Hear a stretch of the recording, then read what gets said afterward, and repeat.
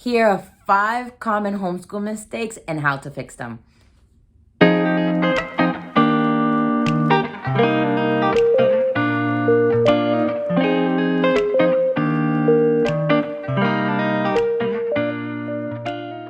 Number 1, burnout. Sometimes when we are new to homeschool, we want to do everything. We want to do every activity, but we have to be careful with over planning. And myself, I made this mistake when I began homeschooling. In fact, I want to show you my planner when I first began. And this right here was special activities only. These were the lessons that they needed to learn, or my daughter needed to learn that month. And these were the activities that I would plan. And that's just about almost every month in that first year. Here's another example. We want to make sure that we have a nice balance. My number 1 suggestion on how to fix that is to start easy. Start easy and add along the way. Because in the beginning, you are still learning your family's rhythm. And that leads me to my second tip on how to fix it will be find your family's rhythm. And this does change over time. Once you understand your rhythm, you know what you should add to that you currently have. Number 2, thinking that it's always going to be easy. And I remember giving this tip to my sister when she started homeschooling. You are learning how to be a teacher for your child, and your child is learning how to be a student. In my experience, I want to do the best. I want to be the best homeschool mom that I can. Allow my children to have the best experience. So you're going to go all out naturally.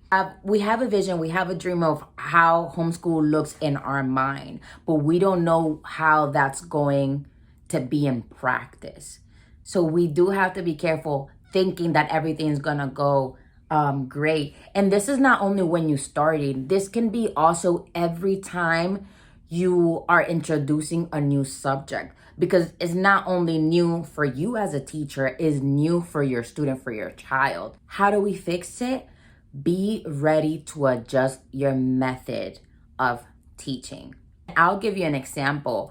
My daughter, when she started math, counting, she was not interested in math. Everything else was great except math. How can I turn this lesson into something more interesting for my child? And my child loves to pretend play. So I was like, okay, I know exactly how I'm going to introduce numbers to my daughter. So we decided that we were gonna play restaurant, something that she's seen. Number 1, that she does that. She has a little kitchen and she loves pretend cooking. And she's seen also from the program Bluey that they play restaurant. And I said, perfect. Let's play restaurant and pretend that every one of her toys, or what we call her friends, has a number, and that's their order. And she was going to fulfill that order. And that was, it clicked. It just clicked for her. Now she loves counting. So be ready to change your method. Find a way that your child can be interested in this new lesson. They are going to be homeschooled. You know, they don't go to school and have space away from home. This is your home is their home and it's their school. You don't want to create a bad environment because it's the same place. You don't want your child to dread having to do school. So find what your child loves and incorporate it into your lesson. And this is for all subjects. And by the way, if you are getting value out of this content, don't forget to like, hit the bell. Tell me in the comments right now, have you faced burnout? And what is your method to combat burnout? Tell me. It could be a new idea that I can use in the future, or even an idea that you can give another mom. Number 3, not keeping record. You are responsible for keeping record of your child's success. Make sure that you're keeping a very organized record in case of if something were to change, you are prepared. Number 4, working with a curriculum that does not fit your style and it doesn't help your students. Let it go. It's just making the problem worse. And it just goes back to what I was saying in the beginning. You want to give your student, you want to give your child the best experience, and you want them to be successful. If you know that a curriculum is just not helping, it's time to switch it to something better. And if you've seen that I haven't mentioned a common mistake that maybe you went through, tell me in the comments below. Let's help each other out. Let's build a community so we can become better teachers and better moms for our children. Number 5, being inside all the time. This becomes stuffy, repetitive, monotone. You want to make sure that you switch it up. They're already spending almost 100% of their time, 100% of their time inside their home. Switch it up. You don't have to homeschool inside. You can take your lessons, be creative. And this is a fix. Take your lessons outside for the day. Take them to the park. Switch it up. Go to find a museum.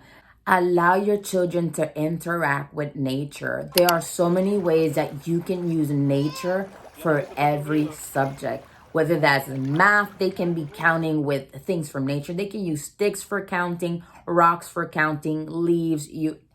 There's so many things that they can do. Math, science. Obviously, there's a great opportunity to learn science right at your door, right outside your door. What else?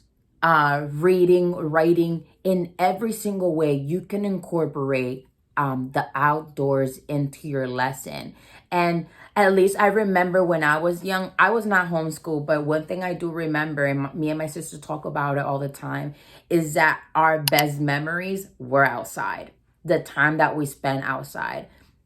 Not the times that we were inside. They were the times that we go outside. So allow your kids to not be stuffy all the time, or create a little couch potato. Take a breather from being inside all the time, even as a teacher, and allow yourself to be out in nature. Not only is going to be great for your children, it's going to be great for your health as well. Both mental health and physical health, to spend time outside with nature, to get that vitamin D, to breathe fresh air.